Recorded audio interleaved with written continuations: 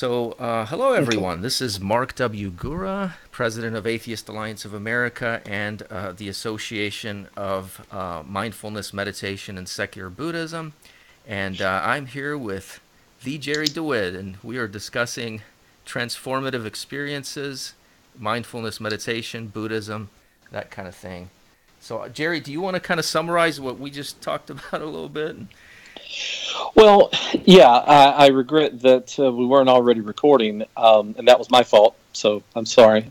I'll listen to to your advice more clearly next time. But what I was doing was I was trying to dig down deep as I could, as quickly as I could, on what caused you to begin to to be as interested in learning truth and trying to get to the truth of not just multiple religions as you obviously experienced as you traveled, but just the truth of reality itself. And I was trying to learn a little bit more about your personality and what had influenced you up to that point that would make you decide to go in that direction. Yeah, I've been loving our conversation. It's great. This is what I live for. Real deep conversations where we can get to know one another. Just get to know the person. And I Right. really enjoyed our recent podcast because I felt like I got a chance to do that with you. And there's still so many more questions. I still want to learn more about your path. In life. But that's awesome. So if do you want to add anything else, or should we go into the presentation? I think let's do the presentation, and then probably the rest will come back around because now that I've got a little bit of a foundation, and I think I understand more of where you're coming from. I'll probably be able to ask some good questions after the presentation. Great. And for the listener, do you have anything to kind of say, who is this person talking? Well, my name is Jerry Dewitt, and I'm 7 years now, almost 7 years into being part of the secular community. I was a minister, a Christian minister for 25 years, realized that I had become an atheist through an odd set of circumstances, scandalous circumstances. It became publicly known and destroyed our lives, and we have been in the process of rebuilding our lives and creating an identity ever since. And so this is the subject at hand, and the subject that we're going to be listening to over the next few minutes is obviously something near and dear to me. Right on. Thank you, Jerry. Okay, so I am going to, hopefully you can all see that now, the beginning of the presentation. So we're going to be talking about meditation and secular Buddhism. And if you want more information, go to isecularbuddhist.org, or the easy web address is ammsb.org. So basically, what does our community want? Obviously, we want to make the world better, right? We want people to be more skeptical. We want less indoctrination, less superstition, and maybe some of us in our community want a transformative experience as well. Well, the secular Buddhist Reformation is that opportunity, and it'll help us achieve these aims. So, secular Buddhism eliminates the need for religion, dogma, and superstition in traditional Buddhism and otherwise. So, we have an opportunity with it to change an entire religion from within, the fourth largest religion. And when we change a religion, we dispel indoctrination, superstition, we change voting patterns, and we create more humanists, atheists, and skeptics. So the first thing that we should acknowledge is that not all Buddhists are atheists, and not all Buddhists are humanists or skeptics. So why? Well, first of all, how many of you have heard something like, well, I never question my religion. I follow the faith of my forefathers. My family has always been Muslim or Christian or Hindu or Buddhist. Why did our ancestors choose their religion? Was it because the religion was it because of conquest, that religion was seated in the very geography where they had grown up? So is religion the product of geographical indoctrination? Is it conquest? Is it colonization? Is it isolation? I mean, what if our ancestors had been Buddhist? What if we had been born in the Middle East? The chances are that we would have the majority of people there are Muslim. The majority of people who are born in India are Hindu. The majority of people in Southeast Asia are Buddhist and Christian in Alabama. Do we actually choose our religion, or is it kind of chosen for us based on where we grow up and our cultural influences? But some people do only believe information that they can test and corroborate. And without falsifiable, testable, replicable evidence, they consider any extraordinary claim as an assumption. So they realize that we don't see reality as it is, that our reality is filtered through our self-interest and biases and logical fallacies and ethnicity and education and media and friends and religion and family. And so some people actually examine their religious beliefs and are skeptical about their religion, and at some point decide, I maybe don't want to be the religion of my foremothers, my forefathers. And so Buddhists are no exception to that. This happens in the Buddhist world as well. So I commend all of you who have been skeptical and who have overcome the indoctrination and the cultural programming. And so Buddhists, of all people, are supposed to seek the truth. I mean, that's in the Buddhist scriptures. Know thyself, know for yourself, seek true happiness. And so we call Buddhists who disagree with traditional Buddhism, we call them secular Buddhists. They are atheists. Secular Buddhists are atheists. Secular Buddhists don't believe in gods, they don't believe in gurus, and they don't believe in the supernatural. And some are humanists, but not all secular Buddhists are humanists, and I'll talk about that in a second. But their beliefs are based on science and reason and skeptics and humanism. And some common reasons why people might not want to be traditional Buddhists. So traditional Buddhism tends to embrace theistic and or animistic beliefs. It tends to believe in spirits, ghosts, and gods with a small g. These are not the creator gods of Christian lore, but they're gods with a small g, kind of like the Greek gods or the Hindu gods.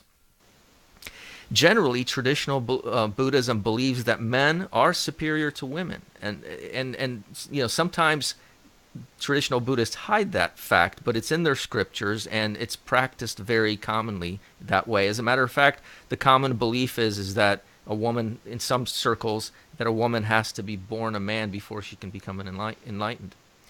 And the monks in that tradition, in Buddhism, in traditional Buddhism, tend to be revered above everyone else and tend to be respected more, and they're they are just given a special preference. And traditional Buddhists do believe in rebirth, and they believe in karma. It's a sort of karma type of situation.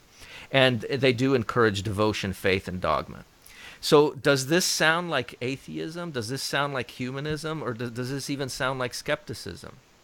Probably not, right? So is traditional Buddhism a religion?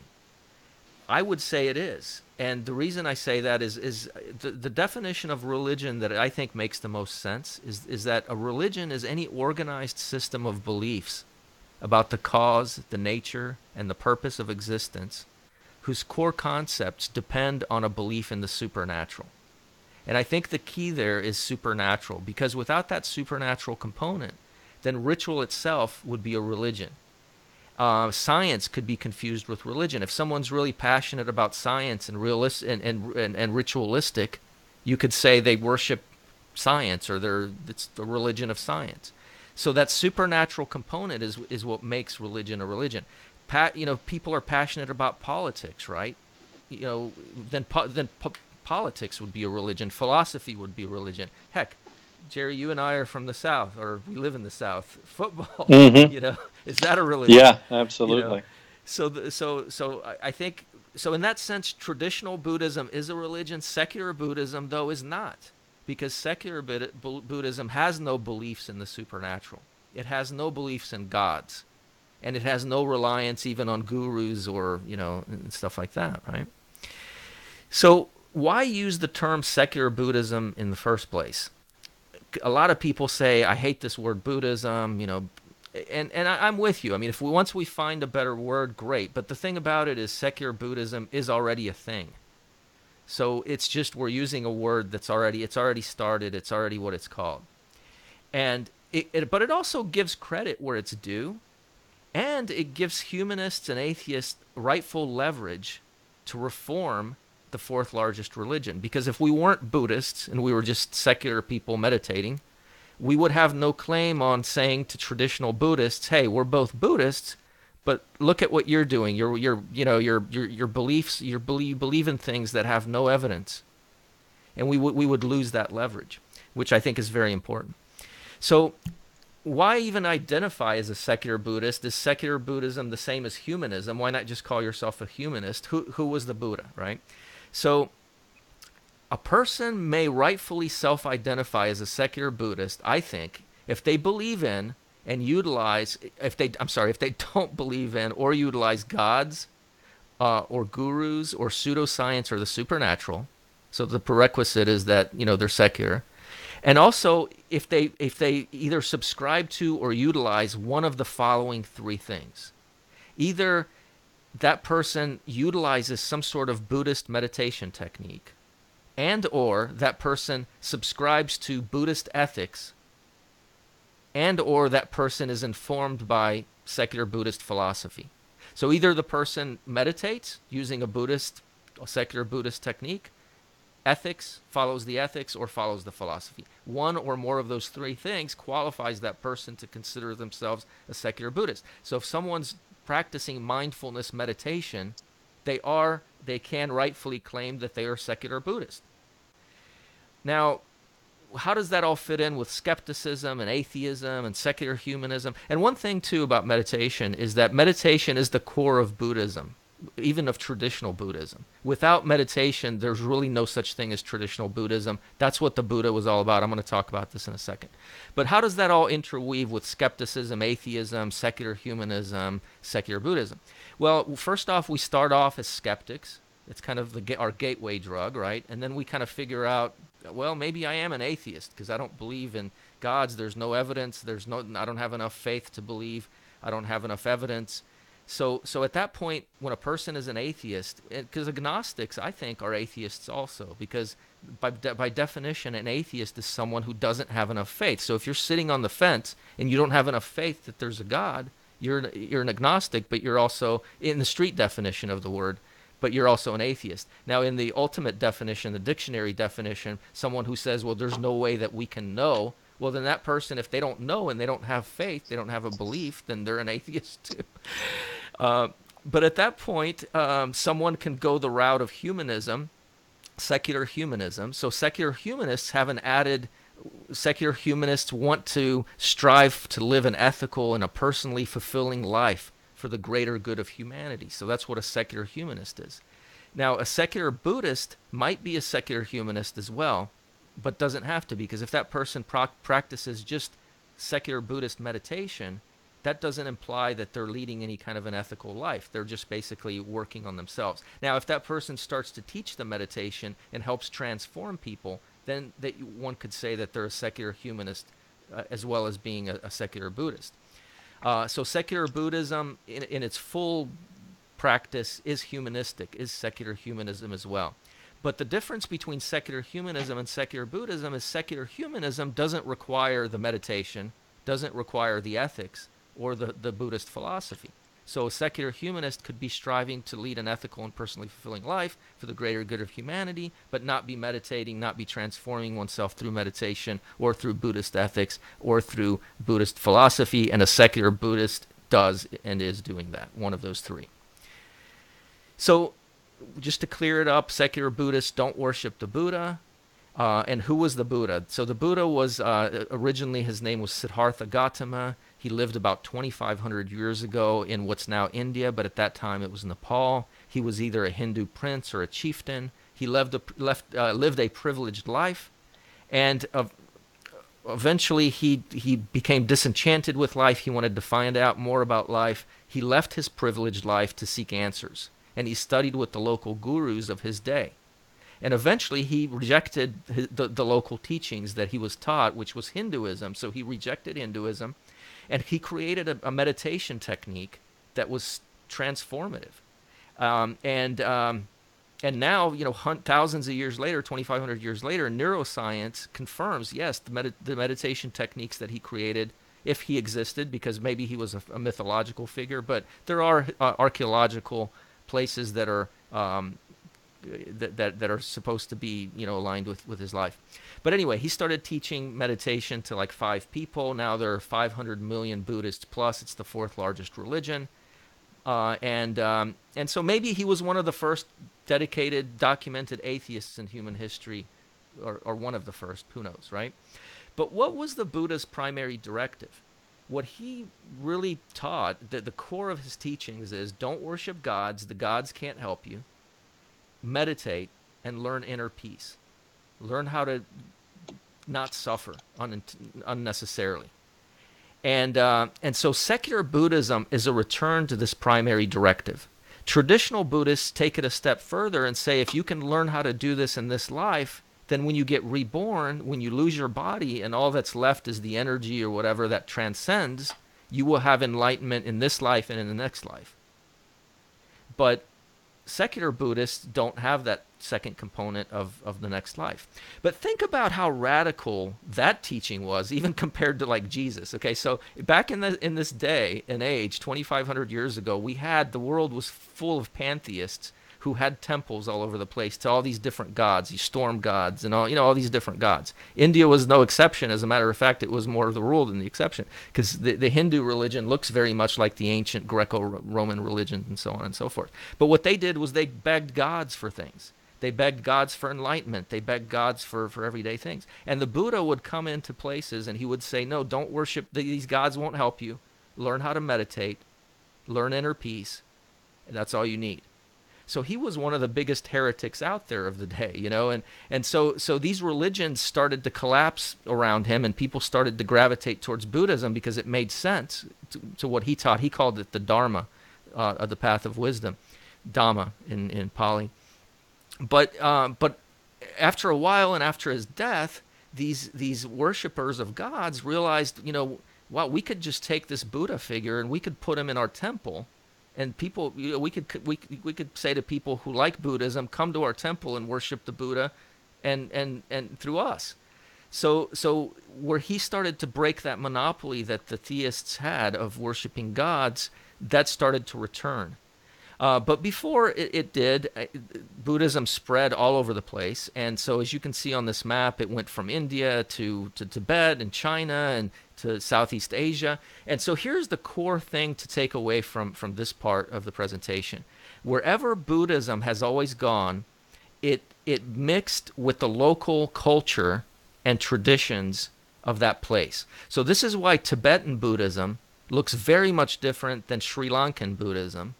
Or Thai Buddhism, because the original religion of Tibet was called Bon, and the Buddha's teaching was mixed with Bon. So in Tibet, what you have is a mixture of Bon and Buddhism, whereas in Sri Lanka, you have a mixture of their native religion and Buddhism, or maybe even more Buddhism than their native religion, whereas in Tibet, Bon was maybe stronger.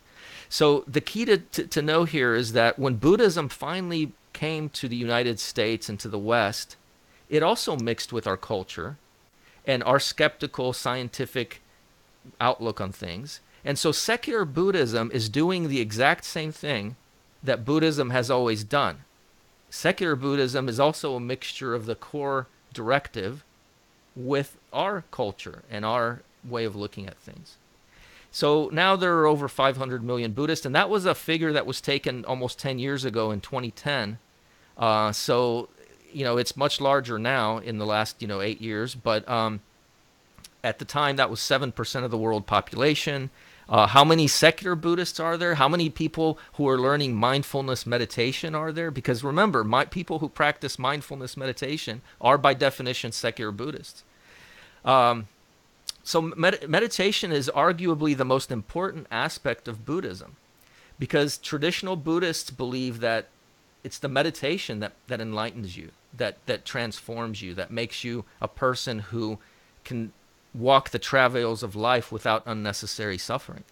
And secular Buddhists see it the same way. The only difference is the traditional Buddhists have an afterlife component to it, and the secular Buddhists don't. But the meditation is the core concept. This is why when I was learning Buddhism, even monks who dedicate themselves to Buddhism, some of them dedicate themselves to the meditation, and others dedicate themselves to, for lack of a better word, to the theology of Buddhism. And the theology of Buddhism is basically the study of how the meditation works, how to do it, how to practice it correctly, how to live right, all that kind of stuff. But it's the meditation that's the most important. That's why when you practice mindfulness meditation, you're rightfully a secular Buddhist. So this is a 2,500-year-old precedent that these monks are following. With monks kind of dedicate themselves either to the meditation, to the ethics, or to the philosophy, and that's what they specialize in.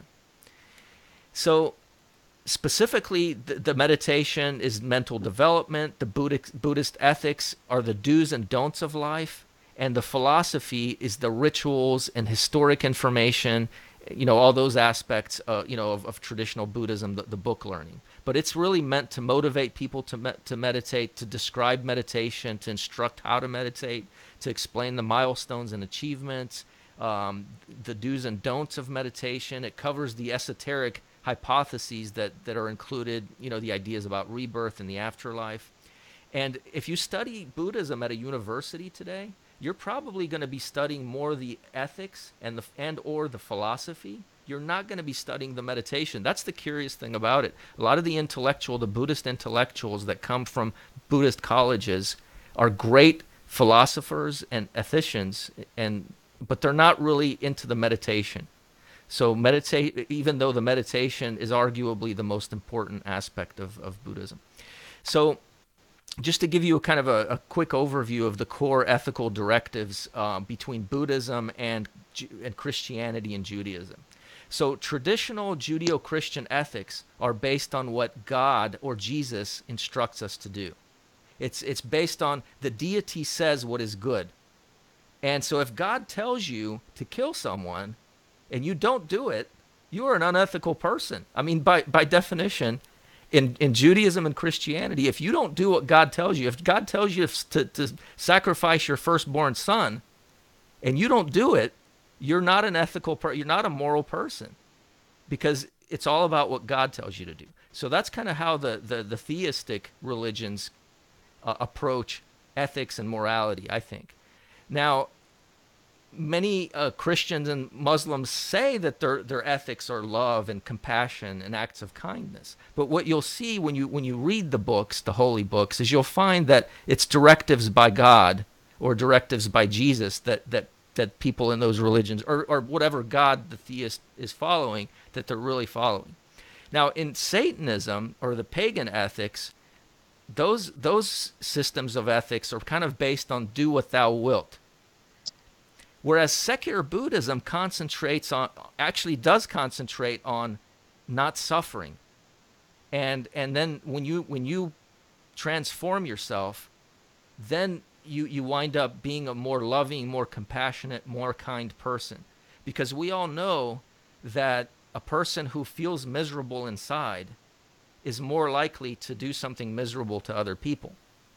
So Buddhist ethics are all about transforming yourself to become less suffering within yourself, so that you can be more kind and loving and compassionate to humanity. And this is kind of in line with humanist ethics, because humanist ethics are about being kind and loving and serving the greater good for humanity. So already Buddhism is a lot closer to humanist ethics than the Judeo-Christian systems are, but secular Buddhism is secular humanism as well. So that's another reason why meditation is so important to Buddhism, and especially to secular Buddhism. If we take a look at the Four Noble Truths of Buddhism, it's suffering and dissatisfaction exists. Suffering is caused by attachment to unnecessary desires, whether those desires are physical or psychological. Suffering will cease when we cease craving for those desires that make us do things that we don't want to do. And So traditional Buddhism says freedom from suffering is possible by practicing the Eightfold Path. And secular Buddhism is working on coming to a consensus regarding these Four Noble Truths to put them in a secular way.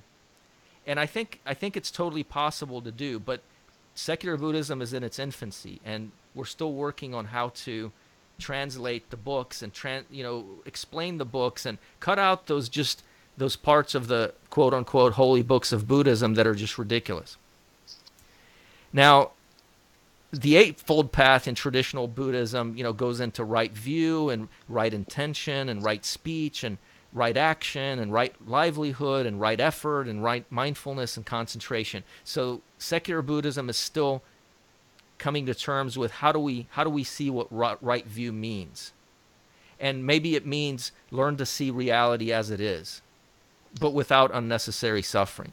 Maybe right intention is commitment to goodwill and good behavior that leads to less suffering. Maybe right speech is refraining from false, malicious, hurtful, or idle speech. Maybe right action is, not harming others or not taking what's given or refraining from sexual misconduct, cutting out all the supernatural stuff. And then Buddhist philosophy, just to give you an idea what that is, traditional Buddhist philosophy, it's not something that most secular humanists would even want to entertain. There's some ridiculous stuff that are contained in traditional Buddhist philosophy. And just to give you an idea of how vast and voluminous Buddhism is, the Buddhist Bible, there's 3 versions of it. There's the traditional Pali version, which is the oldest. And that Pali is a language. It's an Indian language that it was spoken at the time that Sanskrit was spoken, but it was spoken by common everyday people. And so the Buddhist Bible, if you want to call it that, which is called the Pali Canon, is composed of 40 volumes. It's 40 books, and they're pretty thick. And I don't know if you can see on my bookshelf there, but this is how thick it is. One of those, just one volume. Then the Chinese Buddhist canon, which the Chinese got Buddhism later than the Indians, because Buddhism was developed in India, not China. A lot of people think Buddhism comes from China. The Chinese got Buddhism later, and wow, lo and behold, these 40 volumes now are 100 volumes. So it's kind of interesting to see. Maybe people kind of added some stuff to those 40 volumes, because now the Chinese have 100 volumes in their canon. And then the Tibetans, they have a canon that's 321 to 370 volumes, depending on which one you go into. That's a huge Bible. And some of these texts were written down, as long as 2,300 years ago. And they were at first transmitted verbally. And this Tipitaka, they call them the 3 baskets. They're composed of rules of discipline for the community, discourses and sermons of the Buddha, treatises and doctrines, particularly about the mind. And then there are special transmission and outside scriptures that are brought in from Zen Buddhism. So so here's a picture of the Koreana Tripitaka, which is the Bible of the Korean version of the Buddhist Bible. If you can see this picture, it's just a huge bookshelves of works that are carved on 81,258 wooden blocks, and it dates from the 14th century, 1398. Korea got Buddhism much later than other places. And just to give you a quick idea of some of the weird beliefs that traditional Buddhists have, so there's like this story. This comes out of one of the Tripitakas, right? Tripitakas. And there's these 2 spirits. So I'll just read it to you. Thus have I heard, 2 yakas, which are free air-ground spirits, who were companions, were flying north to south on some business or other. And they saw Venerable Sariputta, his head newly shaved, and he was sitting in the open air. And seeing him, the first yaka said to the second, I'm inspired to give this contemplative a blow on the head. And when this was said, the second yaka said to the first, enough of that, my good friend. Don't lay a hand on this contemplative. He's an outstanding contemplative of great power and great might.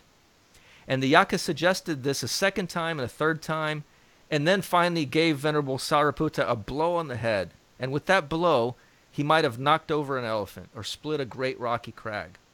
Now, Venerable Mangalana,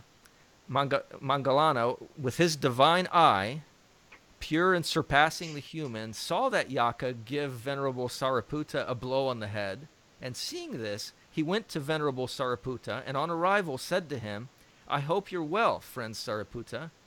I hope you are comfortable. I hope you are feeling no pain. And then Magalana said, I am comfortable, but I do have a slight headache. How amazing, friend Sariputta, how astounding, how great your power and might.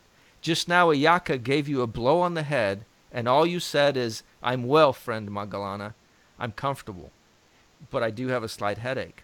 And then the Blessed One, the Buddha, with his divine ear property, pure and surpassing the human heart, heard those great beings conversing in this way, and then exclaimed, when one's mind is developed like this, from where can there come suffering and stress? So this is, just a kind of a ridiculous story about two monks and the Buddha, and interfacing spirits who tried to harm the monks. And the moral of the story is if you learn how to meditate, you're not going to be hurt by spirits or physical beings, and meditation's a great thing. So the moral of the story is meditation's great, right? So we secular Buddhists, what we're going to do when we go through these quote-unquote holy books is we're going to get to the bottom of what the story was trying to say, see if we can corroborate it with science and reason, and just, leave the mythology to the traditional Buddhists. So there are also texts in the Buddhist books that do give real world benefits. Like, for example, there's a text that describes mindfulness meditation from 2,500 years ago, and shows how to listen to your breath, how to be sensitive to the body, how to practice mindfulness meditation. So those texts are okay. They don't really need to be translated into modern language. And neuropsychology tells us that the brain's neuroplasticity is affected by meditation, and it's good for you, and we'll talk about that kind of stuff in a second. So meditation is arguably the most important aspect of the Buddhism. I hope you see now why this qualifies a mindfulness meditator to be a secular Buddhist. But so what happens is this: when someone's leaving Buddhism, a lot of times if they've experienced the meditation, they'll want to hold on to it. So this is why secular Buddhists a lot of times aren't going to want to give up their Buddhist practice, their meditation practice, but they're going to want to give up the supernatural. So personal benefits of meditation, real quick. We all know it curbs stress. It makes people feel inwardly stronger and more empowered. It helps people feel more compassionate. And for the longest time, though, we thought meditation was just navel gazing. We thought it was just, someone just feels something and they like it, and they're just sitting around rubbing their belly and, whatever. But now we know the efficacy of meditation because of scientific studies. So based on many studies, meditation decreases stress, depression, dissatisfaction. I have some source notes in the back as to these studies, but they're all over. If you Google them, there are lots of peer-reviewed studies. So, meditation serves as a tool for changing unproductive mental patterns, aids in the treatment of anxiety disorders and addictions, many other benefits. But there's one other element to meditation. Meditators' brains look differently. So now with neuroscience, we know that we can look at a brain of a meditator that's been meditating a long time, and it's different. It looks different. So more than 20 studies, University of British Columbia, found that on average, practiced meditators tended to have 8 distinct brain areas that are different compared with non-meditators. And the most dramatic are an increase in the tissue in the anterior cingulate cortex, in the area of the brain that maintains attention and controlling impulses, thicker tissue in the area responsible for attention control and body awareness, stronger connections between various brain areas, reduction in the region linked to negative emotions, sadness, and anxiety, reduced activity in the region responsible for pain. And this is what that looks like physically, those brain areas that are changed by meditation. So is meditation problem free? Are there any dangers to meditation? Yes, there are. And a meditator coming into meditation should be aware of these things too. So there are physical and psychological dangers. So first of all, there's meditation centers on every corner now. And so the problem is you go to a meditation center, if you don't know much about it, you could be learning all kinds of crazy stuff. You could be learning things from people who are not qualified, who have just been meditating a few months or a year or something like that. So it's important not to choose your meditation technique randomly, because once you become invested in it, in the practice, in the school, a lot of times people just kind of, wave off, shrug off the supernaturalism, the religious indoctrination that's occurring at the center, and they just meditate, and, you get into it and you wind up sticking with it. There are other dangers. Meditation does cause altered states of consciousness. So what happens when you meditate is this decreases your reason-based vigilance. So I always say don't mix your meditation with other things. It's important to use neutral objects of meditation. But generally, the rule is meditation is considered to be safe for healthy people.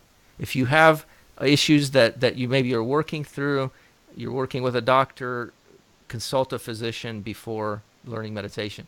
Because meditation can also release unprocessed anxiety, grief, fear, anger, emotional and mental blockages, maybe past trauma, or maybe even a made-up trauma that never existed, abuse or whatever like that. And it also can produce uncomfortable feelings and sensations, but good meditation techniques, good meditation teachers can help guide one through all these perils. And what is meditation? So if you think about it, our consciousness is a newly developed evolutionary tool that animals developed after a while. We have not always been as conscious as we are now as human beings, who are able, we're able to do things as far as we know that other animals are not able to do. But we don't really understand consciousness fully yet. We don't understand what subconscious is, but we understand when we're in that altered state of consciousness. So we're not fully conscious when we're in that altered state of consciousness. Maybe this has to do with, according to the Encyclopedia Britannica, the brain receives about 11 billion bytes of information. 11 million bytes of information bits of information per second. But the intellect is only conscious of about 50 bits per second. So consciousness is that awareness that we have of those 50 bits per second. And all the other information flows somewhere into it flows in the brain in ways that we're not conscious of them.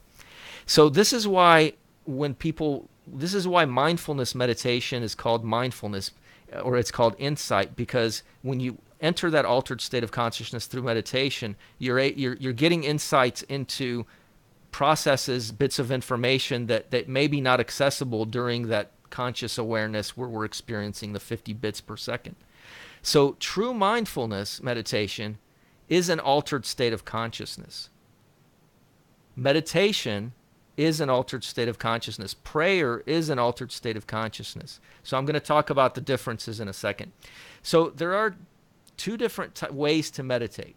You can meditate spontaneously, or you can meditate purposefully. And I'll explain what all this means in a second. So when you meditate purposefully, you can meditate using guided meditation, auditory meditation, visual meditation, kinesthetic or mindfulness meditation.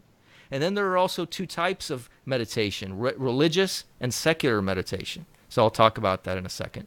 So spontaneous or versus purposeful meditation. So when you're walking through the forest, or you're wandering at the sky, or you're staring at a campfire, and you go into that altered state of consciousness randomly, spontaneously, that's spontaneous meditation. When you're jogging, when you're playing tennis, when you're scuba diving, when you go into that, when you get drunk, when you have great sex, drugs, or rock and roll, you go into that altered state of consciousness, that's spontaneous meditation. Human beings need that because consciousness hurts. It hurts to know that we're mortal. It hurts to know what our shortcomings are. It hurts to experience all the stress that we experience during everyday life. So our brain needs that period of just unwinding. And so this is why humans are so attracted, I think, to sex, drugs, rock and roll, and altered states of consciousness. We need it. We don't want to be fully on all the time. The problem with spontaneous meditation is that it leaves us open to being conditioned by our environment. Because when you're staring at that fire and you have the radio playing, the information that you're getting from the radio, whether it's music or the information that you're getting from the TV when a great commercial comes on and puts you in an altered state of consciousness, is you're no longer filtering the information. You're just playing along with the information, and you're being indoctrinated by the information. This is why I think the advertising industry is such a multi-billion-dollar industry, because it works. We've all seen commercials that at first we were like, this is ridiculous. I'd never buy that. And then eventually we've bought it and we're using it. So it's music, all that stuff, puts us into an altered state of consciousness. So the problem with it is it leaves us open to being conditioned, and the other problem is the insights that you get from spontaneous meditation. It's harder to interpret them and work with that information. Also, the meditation that you experience spontaneously is not in your control, so you can't utilize it to its full ability that you could if it's purposeful. So let's talk about purposeful meditation for a second. Purposeful meditation helps us to rewire our brain through neuroplasticity according to our own desires. So you're conditioning yourself through purposeful meditation, but you're doing it the way you want to do it, the way you've chosen to do it. So if you maybe have low self-esteem and you use meditation, you can rewire the brain to have better self-esteem using meditation through neuroplasticity. Neuroplasticity works no matter how you do it, but it can either be done to you from the external environment, or you can help guide it yourself. It also frees us from unwanted instinctual reactions and limitations. Purposeful meditation also helps us to observe unconscious processes of the mind. It helps us overwrite pessimism, if this is what we want to do. It helps us to evaluate ways in which we have been affected by our culture and our conditioning. And it aims the mind towards our goals. The problem with purposeful meditation is it takes time, it takes effort, and it's not recommended for everyone. Because remember, meditation is great for healthy people. So, secular versus religious meditation. Secular meditation is meditation that does not use religious elements or references to anything supernatural. Remember, supernatural is the key, but anything referencing religion is also religious meditation. The problem with religious meditation, and religious people will say this is not a problem at all, this is a great thing about religious meditation, is that religious meditation helps to normalize religion. Whatever religious practice you practice, religious meditation will help you become more normalized to that practice or to that viewpoint. And these techniques do require that the participant utilize, or at least be okay with, faith in that particular religion. But the problem is religious meditation is not corroborated by reason or science. And when faith-based concepts are used by a meditation subject, they do tend to make someone more of a believer. And this is probably why religion loves religious meditation. Now, whereas secular meditation is neutral, it uses the sensations of the body or the breath, something that has nothing to do with any kind of indoctrination that is indoctrinating someone to believe something that's not based on reason and science. So 4 categories of meditation: guided, visual, verbal, mindfulness / kinesthetic. Guided meditation is any technique that is aided by another person or a computer or a recording or music or words or a brainwave synchronizer or affirmations made up by some other person. So it's easy to follow, but the bad parts about guided meditation is that someone or something other than you is directing your mind. So this is straight up hypnosis. And the risk is that you become dependent on that person or that external object for your meditation. You're not developing your own meditation skills, your own skills of working with the unconscious. You're depending on someone else to do that for you. And the entity who's guiding you may have ulterior motives, may or may not lack proper qualifications, or may be just charging you for it. So this is why I say use guided meditation very sparingly or not at all. Think of it as training wheels. Maybe in the beginning it's okay to use guided meditation to learn how to do it, but at the end of the day, it's a crutch, and it's not teaching you about the reality of the moment. And I'll talk about that in a second. It's teaching you about the reality that you want to impose on the moment. So it's basically shaping your reality, not from reality, but from your own consciousness. Visual meditation is anytime you imagine something or you look at something and it puts you into an altered state of consciousness, and then you mix some sort of words or techniques with it usually. So all these four different types of meditation types that I'm talking about, there a lot of times they're mixed together. So you have visual meditation with guided meditation and so on. So visual meditation, the problem with it is that it's easy to practice. It's easier to practice than other techniques, but it generally involves more conscious awareness. And it also usually deals with made-up human visualizations. So you're using symbols or images made up by somebody else. It's still a form of hypnosis, and it's still, could be conditioning you. So it's important to make sure that if you're going to use visual meditation, that the objects are not referencing religion or they're neutral in some way. And visual meditation is also very encouraged and is utilized by religions and sects a lot. So if you'll notice, like a church or a temple, it has visual things, visual cues that put you into an altered state of consciousness. It has guided meditation. The preacher or the priest is talking you into a state of, putting you into an altered state of consciousness. The music in the background is taking you into an altered state of, even the smells are taking you into an altered state of consciousness. So the other type of meditation is verbal meditation. So you can put somebody into an altered state of consciousness verbally. That's straight up hypnosis. It's using words or phrases to induce altered state of consciousness. The shamans have done it for centuries, and mantras and koans, and that does it too. And this is also easy to practice, and you'll also find this in church. And but the problem is once again, same thing as visual, same things as guided. But it's a verbal way to get into meditation. So it includes music, and that's what makes it a little bit more distinct than just guided meditation. Mindfulness meditation, on the other hand, and / kinesthetic meditation is different. So mindfulness meditation uses natural elements such as the breath and the body's sensations.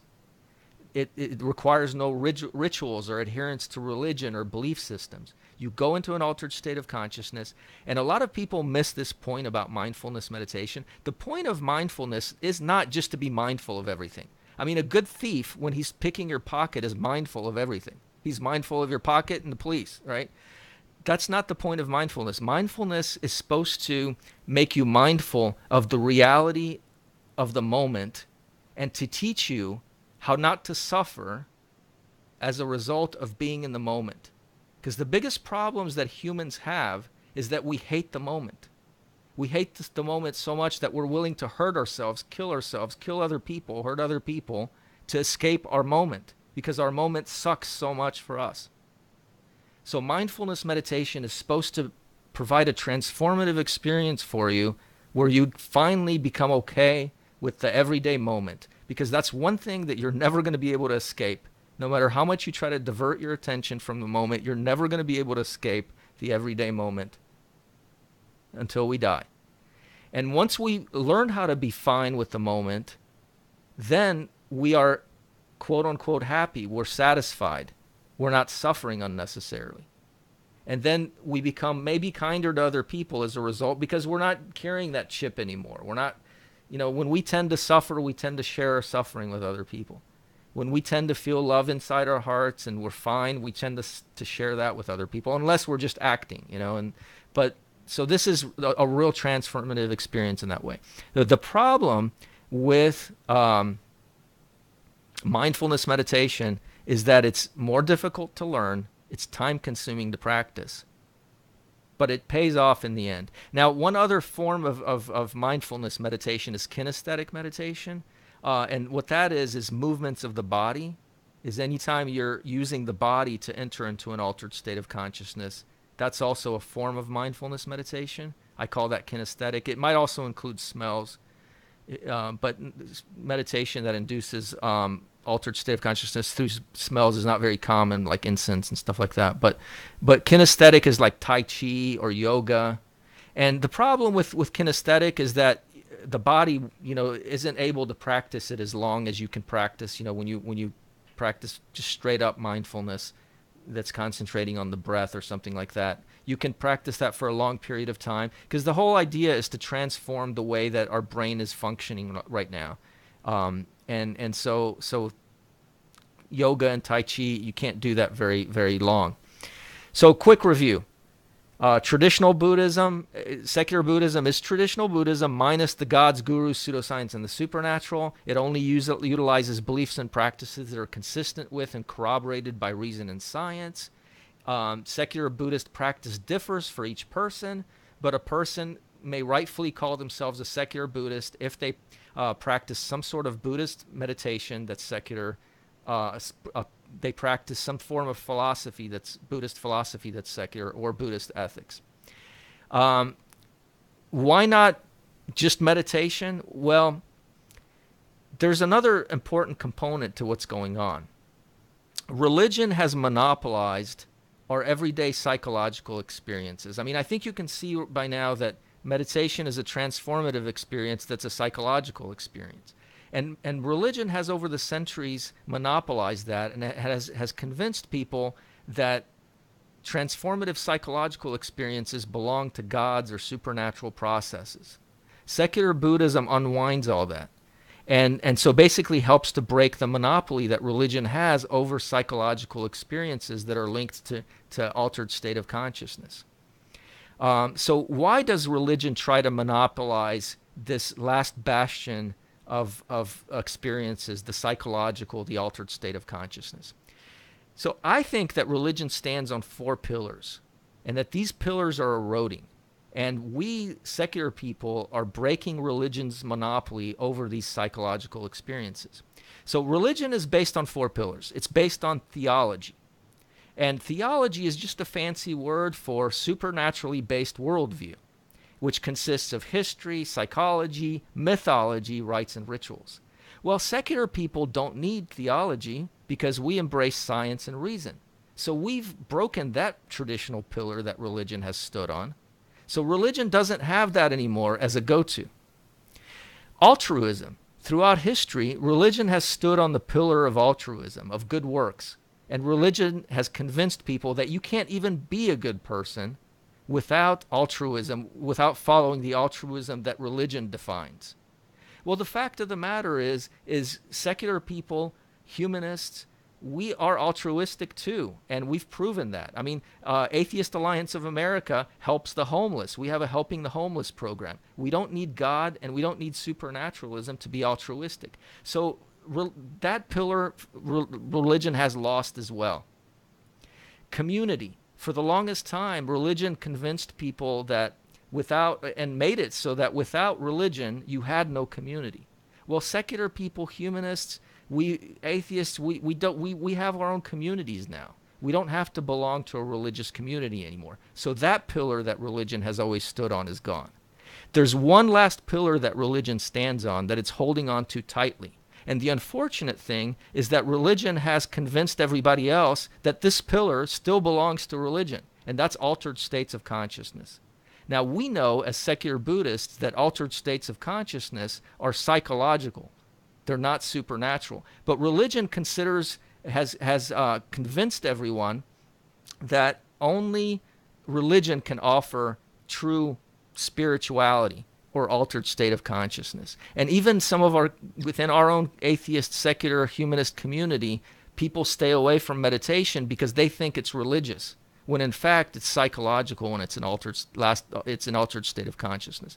So this is the last pillar that religion's holding on to. We need to take this pillar away from religion as well. And secular Buddhism as it's structured by the Association of Mindfulness Meditation and Secular Buddhism, isecularbuddhist.org. We kind of are constructing that into a golden standard so that this is practiced in a way which is not religious and supernatural.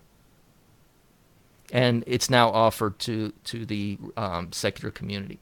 But the second reason that we use the word secular Buddhism is it gives proper attribution. It's the right thing to do. I mean, if you're practicing a Buddhist methodology, if you're practicing a Buddhist technique, such as mindfulness meditation is, because it's in Buddhist scriptures, and it was practiced by Buddhists in that certain way before it was practiced by other religions, then it's proper to attribute it to Buddhism and to say you're a secular Buddhist if you're practicing that practice. The third reason we call ourselves secular Buddhists and not something else is failing to identify that you're a secular Buddhist loses our leverage to transform Buddhism, traditional Buddhism, the fourth largest religion in the world. People can self-identify however they want, but if they're practicing Buddhist secular meditation, they have the right to have a say as to what secular Buddhism is, and therefore as to what Buddhism is. And this transforms the religion. So once again, what do secular Buddhists do? They're either into meditation, the ethics, or the philosophy. And when was the last time that atheists, humanists changed an entire religion? I mean, how do we enact this reformation, this revolution that's happening right now? First, we understand the difference between traditional and secular Buddhism. We accept and help secular Buddhists. We find and tell traditional Buddhists about what secular Buddhism is. A lot of traditional Buddhists don't even realize that secular Buddhism exists. Why should the atheist or humanist community help secular Buddhists? Because secular Buddhists are secular. They are atheists. They are humanists, some of them. They need our help to reform traditional Buddhism. And secular Buddhists remind traditional Buddhists that rites, rituals, and faith in gods, gurus, pseudoscience, and the supernatural are unnecessary. And secular Buddhists vote as well, and we should make them a part of our community. And why is secular Buddhism good for the atheist community, for the humanist community? Well, there are 500 million Buddhists. Many of them are secular Buddhists. They don't even realize it, though. They're practicing the meditation, they're practicing the ethics and the philosophy, but they don't realize that it can be practiced without God's gurus and the supernatural. So secular Buddhists are one of us, but they're not counted right now as they should be, I don't think. And we should make sure that they are, because if you look at the world, there are figures all over the place as to how many atheists are there in the world. And it's anywhere from 0 to 26%. And, because some people think that atheists are just really theists, that they're really religious, but they're just not admitting it. So that's why 0, right? Some people think there is no such thing as an atheist. But let's say that the figure of 25 or 26% is correct. Well, that means 74 or 75% of the world is theistic and supernaturalistic in some way. We are heavily outgunned. Even though we might be bigger than Catholicism, atheists still need all the fellow atheists, fellow secularists possible. So secular Buddhism is everything that works about Buddhism, and it's consistent with science and reason. But the challenge that we face is that generally secular Buddhists are ostracized by traditional Buddhists, they're disliked by Christians, Hindus, and Muslims, and they're also rejected by the atheist and humanist communities. That has to change. Secular Buddhism is history in the making. This is a reformation, a historical event that school children will read about all over the world for as long as history is taught in classrooms. It's a reformation of an entire religion from within. So just a real quick overview of the history of secular Buddhism. There was the traditional Buddhist era, and then there was the modern era of Buddhism, and then what I kind of refer to as the proto-secular Buddhist era, which started in the 60s, which my teacher S.N. Goenka was a part of. I wouldn't necessarily call him a secular Buddhist because he still believed in rebirth. And then the mindfulness meditation movement began. I came into this in 1994. I studied with Goenka. Then small local online secular groups started to form around the world. People wrote books. I wrote my book, started the Association of Mindfulness Meditation, Secular Buddhism. Sam Harris wrote his book. Now AMMSB, or the Association of Mindfulness Meditation, Secular Buddhism, is affiliated with the Atheist Alliance of America, with American Atheists, with Atheist Alliance International. We've adopted critical thinking structures. Jerry Dewitt and I are talking about it. But what we're talking about here is this has never happened before to Buddhism. This is the first time in 2,500 years that science has been able to reform a religion from the inside out, that atheists are reforming a religion from the inside out. I mean, the closest significant moment that's somewhat similar to this was during the years of 1517 to 1648, the Protestant Reformation. That was, and this is 2017, by the way, was the 500th year anniversary of that Reformation. And now, 500 years later, we're reforming Buddhism. And the Protestant Reformation and the Enlightenment also, it broke up the power of Christianity. It broke up the monopoly of the Catholic Church. And it brought in, it encouraged people to seek reason and science versus superstition and submission to authority. And obviously, we still have a long way to go, but the secular Buddhist Reformation injects science and reason into Buddhism, and it's without bloodshed, and it's the next step to reforming religion. So our work is to find secular Buddhists, let them know that they are fellow humanists and atheists, and that they belong in our community. And by taking part in this Reformation, you're helping to change the fourth largest religion from within and enacting a personal transformation. So please go to our website, ammsb.org, or isecularbuddhist.org.com, iSecularBuddhist. Join and support the Atheist Alliance of America, our efforts to promote secular Buddhism. Read and recommend the soon-to-be-published book about secular Buddhism that we're about to put out. Listen to the iSecular Buddhist podcast with Bobby Carey, C.W. Brown, myself. Jerry Dewitt was on it last episode. Learn a secular form of meditation. We're starting meditation groups actually on the phone on Sundays and on Mondays now. And we didn't have them open to the public in the past. We're just about to open them up to the public. So I need your help, your ideas, your questions, and let's change the world together. So that's all about secular Buddhism. What are your thoughts, Jerry? Oh my gosh, I have just tons and tons of thoughts. I can see this is going to be a long conversation, but just to button it up tonight, I want to go very quickly back to the very basic and fundamental thought related to meditation and related to consciousness, because I see it. I completely, totally see exactly what you're doing, why you're doing it. I think your methodology is very, very clean and precise. I think your motivation and your purpose is admirable. I think it's coming from the right place and the right way. I really, really like it. You definitely excite me talking about reforming, the fourth largest religion in the world from the inside out. I'm loving everything about it. Absolutely everything about it. So since obviously, as you just so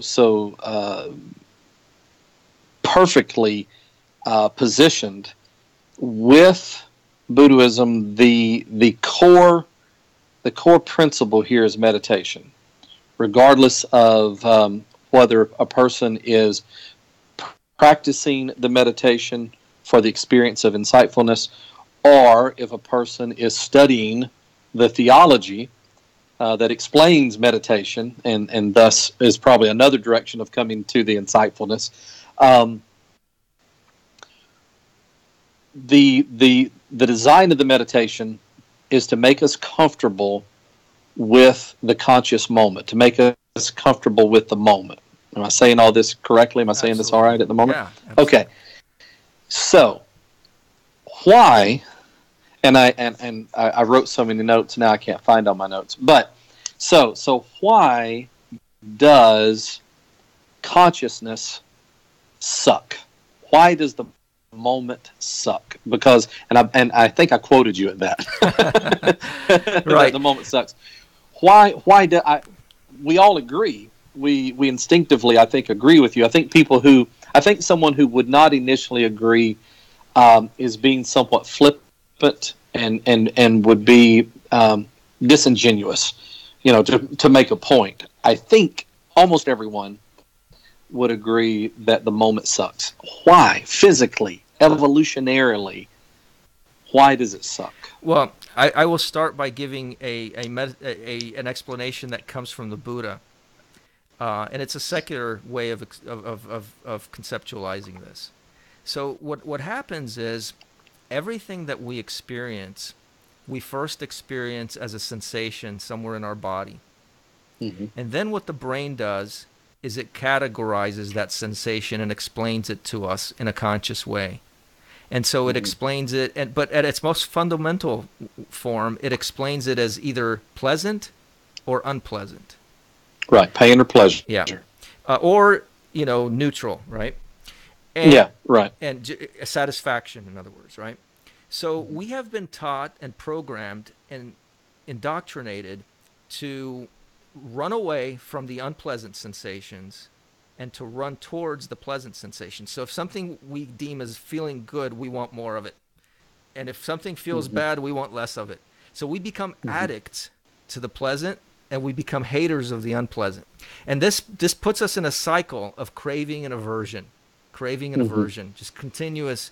And we're taught this cycle from the very beginning, from, when we're babies and children, and we start to cry and our mothers give us some diversion from the unpleasant. And we continuously learn that process of craving and aversion. It drives us mad, and it doesn't solve anything because we're just going from one diversion to another. So what mindfulness meditation does, what Vipassana meditation does, is it teaches you how to observe a sensation and neither become attached to it or to hate it, but just to learn how to experience it. So you're not pushing it away, you're not stuffing anything away, you're just learning how to be in the moment.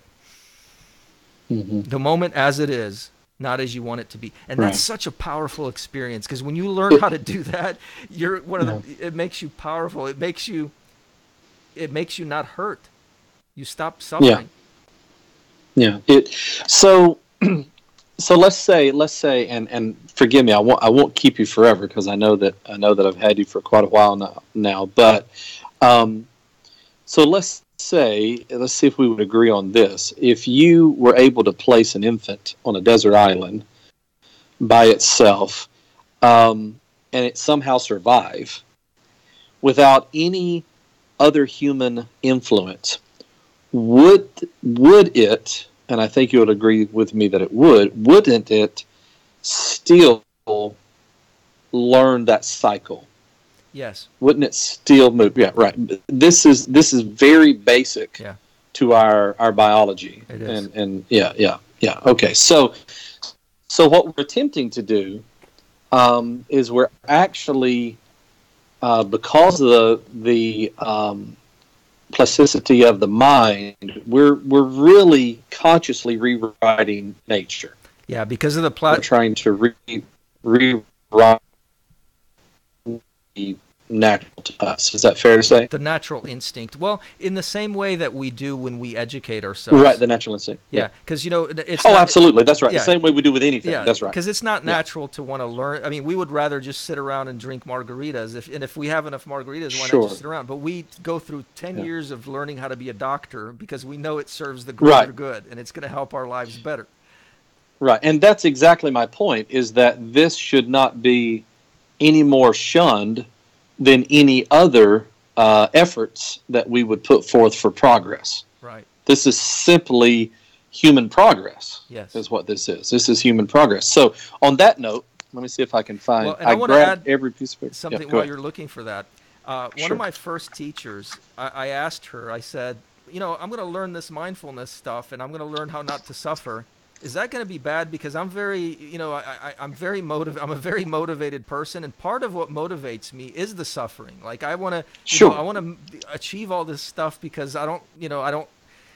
There's that dynamic. Is that going to lessen my energy somehow? And she's like, Hmm. "Don't worry, you won't become one of those vegetables. You're not that kind Yeah. of person. You're gonna still be driven, but you're not gonna be driven by pain anymore. Now you're gonna be driven Mm. by actually wanting to achieve something good, rather than just trying to run away from something, your own psyche." Are you by any chance a Star Trek fan? I did I used to watch Star Trek religiously, the early episodes, and then when the new Hmm. Star Trek, I got away from it. So, by any chance, have you seen the movie with the original series cast, Undiscovered Country? I'm not sure. I think that's what it's called. Is that what it's called? Undiscovered? Yeah.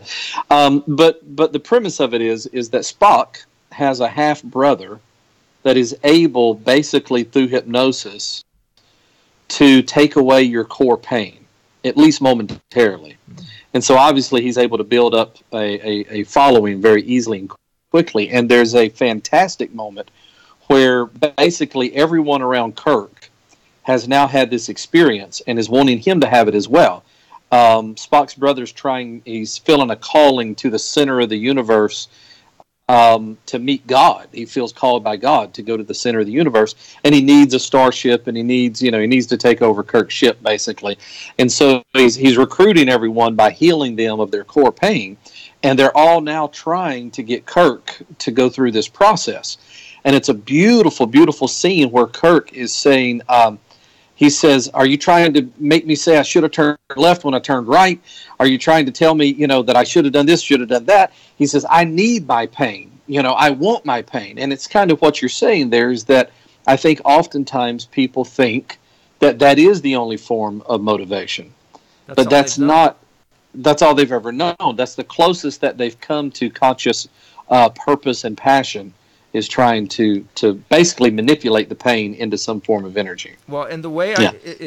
I experienced this firsthand, because the way I learned meditation is I used to take these 10-day courses, where you'd meditate 10, 12, 14 hours a day. And I took a lot of them. And initially, I would suffer a lot. I mean, I would go into, all the distractions would be gone, because you're there 10, 12, 14 hours a day Mm-hmm. facing yourself. There's no distractions. There's no phones.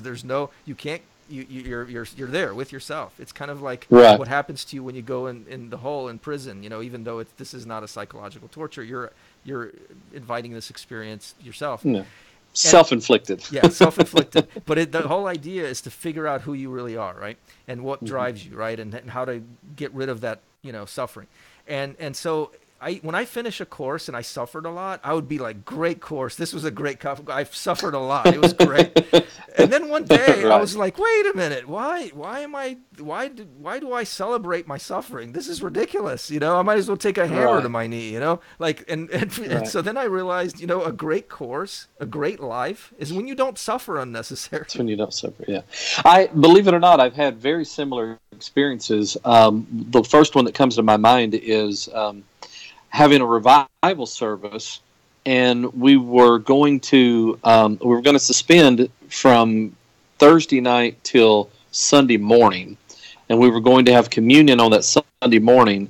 So myself and two of the other young preacher wannabes in the church decided we would lock ourselves up in the church from Friday morning till Sunday morning, with no food, no anything, no entertainment. I mean, this was before cell phones, which is the only reason I was able to not have any technology on me, or I would have probably truly lost my mind.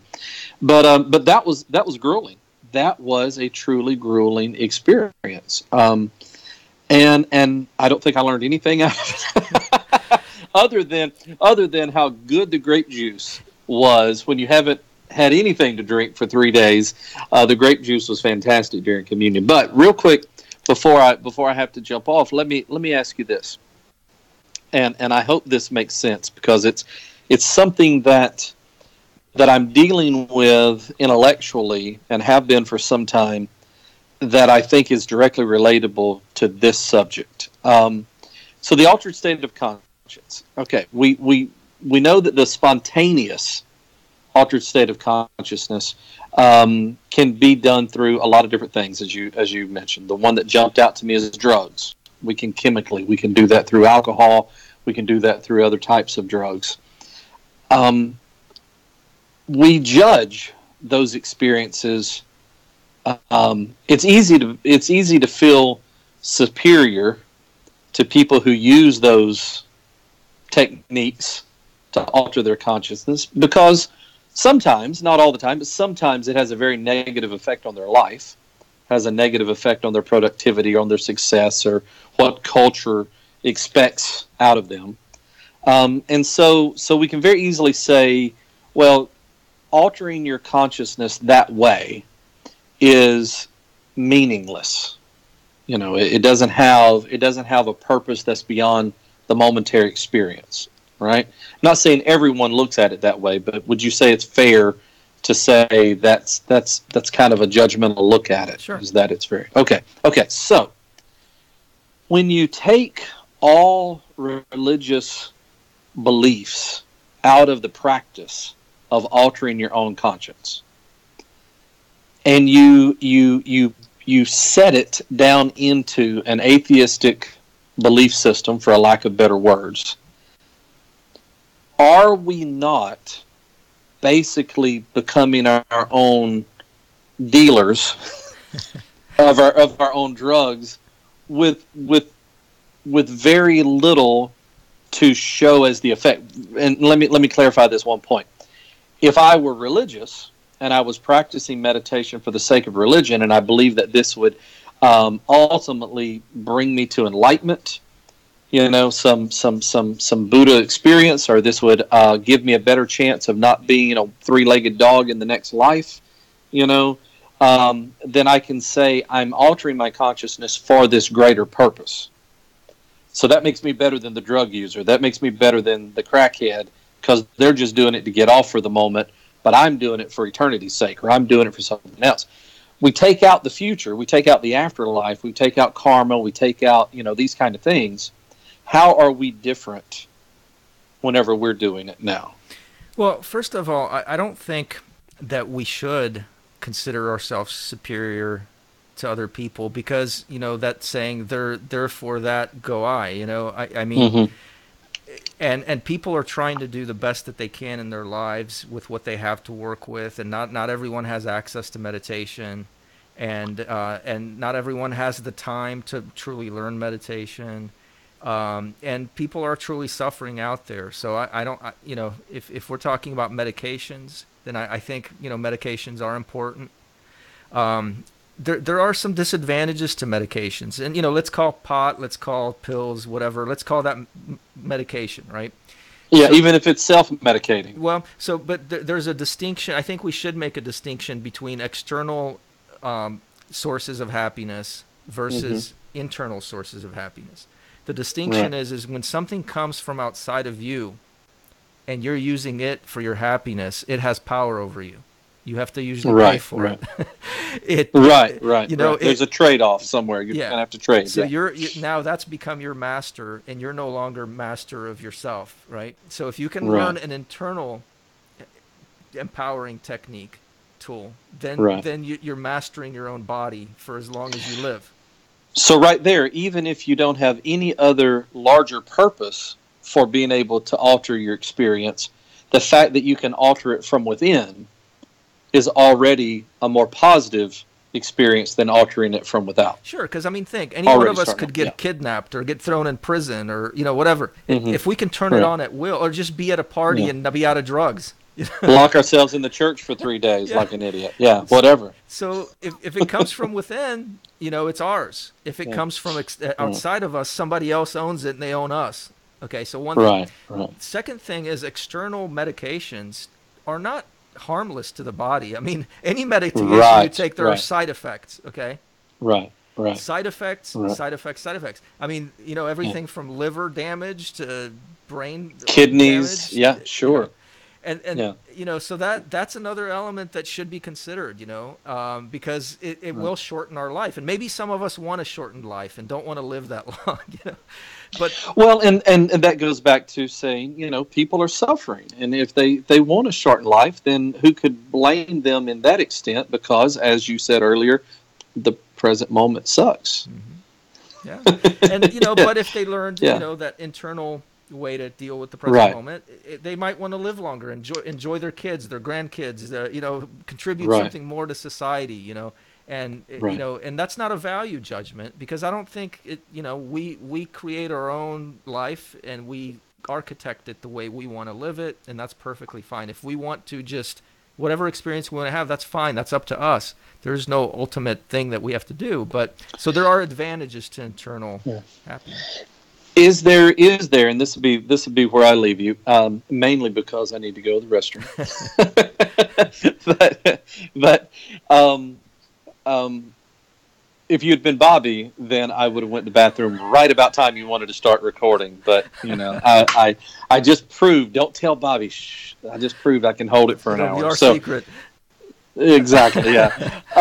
So the other, I what I'm wondering is, with this as well, is does the practice of meditation, does it tend to? I understand from your presentation, it's there's no obligation towards this, but does it tend to lead more towards humanistic um, intentions or humanistic motivations?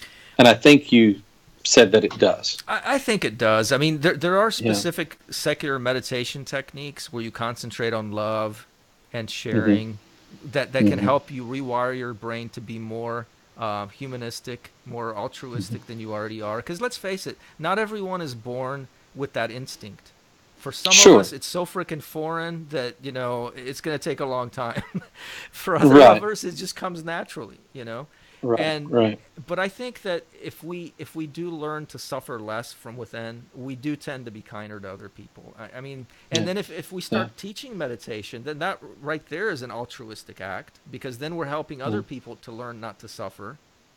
And then Yes. anything else we do beyond that is great too. Anything way we help people physically. I back when I was pastoring, there was a lady in our congregation that had fibromyalgia, and she had a very very bad case of it, and was always suffering. It was just degrees, sometimes completely bedridden, sometimes just hobbling in and out of the sanctuary. And um, somehow, after service, she was there, I was there, I think my ex-wife was there. There was a couple of other people, and we were talking, more than likely gossiping, but I think our intentions were purer than that, talking about someone who was causing trouble, either in the church or in the community, because they were being so hateful. They were being so hurtful to other people. And I'll never forget, through a very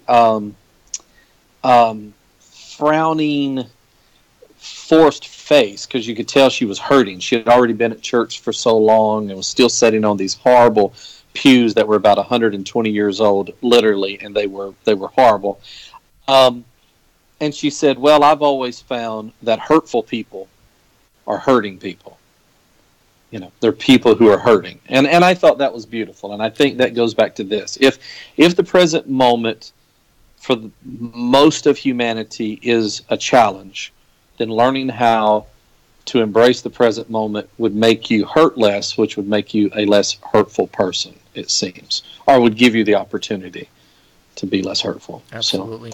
And I want to I leave you think that's with one fantastic. quick thing in the audience. Sure. I don't want to oversell meditation and make it sound like it's some magic pill that you're going to take and then you're Sure. just going to become Sure. enlightened. You're never going to suffer again and all is going to be a fairy tale. Right. Right. Meditation Right. is hard work. It takes years Mm-hmm. to learn it properly. And you don't want to Mm-hmm. wait till something bad happens in your life to start learning it then, because it's not going to be Yeah. as successful. It's like maintenance. It's like exercise of the brain. Mm-hmm. Start doing it Yeah. now and take a 10-day course. That's what I recommend. The best way to learn meditation. Books and all that kind of stuff, they're just not heavy enough to really put the mind into that spin away from that cycle of craving and aversion. It Yeah. takes a jump start, and then Yes. and then practice every day. But brother, Well, along with being Bobby's, being the Ed to Bobby's Johnny, and doing my consulting work for some companies, I do a lot of life coaching, and I would tell your listeners that yes, it must be a long process. Anything successful is a long process. There's always an apprenticeship with anything that you're doing. But if you haven't ever done anything like this, then you're probably underestimating the power that you feel just by starting something new. It will expand out into the rest of your life. The benefits will not be 10 years from now when you've reached a higher level of meditation, but the benefits will be immediate because you will immediately begin to break old habits. You will immediately begin to see your life differently. It will change the structure of your day, which will open your mind up to possibilities that have been there the whole time that you're just not seeing because you're in the habit of not seeing them. So just beginning is a fantastic source of empowerment. right on, right on. Well, And next time I'll turn a light on. well, I love spending time with you, Jerry, and I'm looking forward to great things together. So, I'm thank you. excited about what you're doing, and I'm going to see if I can play a part in helping you reform the fourth largest religion in the world. Let's do it. Let's do it, brother. Thank you. Thank you. Hey, talk soon. Bye-bye.